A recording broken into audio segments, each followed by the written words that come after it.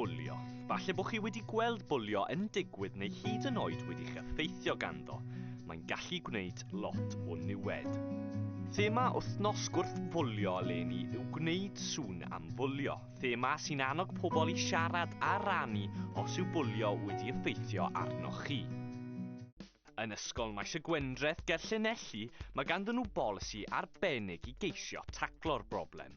Mae'r polisi yn esbonio yn glir beth yw'r camau bydd yr athrawon yn cymryd, yr camau bydd yn digwydd gyda'r bwli, y camau bydd yn digwydd gyda'r person sy'n cael ei fwlian, a hefyd mae fe'n rhoi bach o gyngor i ti o beth i wneud os ti falle ddim yn barod i siarad lan to. Fi'n credu bod falle bwlian ar-lein wedi mynd lot yn wath. Mae cyberbwlio ti'n gallu gweld gyda ystadegau bod wedi mynd lot yn wath a rhywbeth sy'n digwydd lot mwy aml nawr. Oherwydd mae mwy o blant gyda ffôn symudol, mae mwy o cyfryngau cymdeithasol ar gael i blant nawr, ond fi'n credu bod bwlian fel gwyneb i gwyneb falle wedi mynd lot yn llai, ond fi'n credu bod ar-lein di mynd yn wath ers Covid.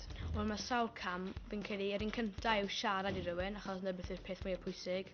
Boed yn aelod o staff, eich ffrind, eich rhieni, mae'n gyd, eich chi, wncl, anti, beth bynnag. Y peth pwysig yw bod chi'n siarad i rywun, so bod rhywun arall yn gwybod gyda chi beth yw'r broblem a gallu helpu chi. Os mae fe'n mynd yn really serious, byddai'n mynd i athro neu rhywbeth fel awr, maen nhw gallu sort fe mas.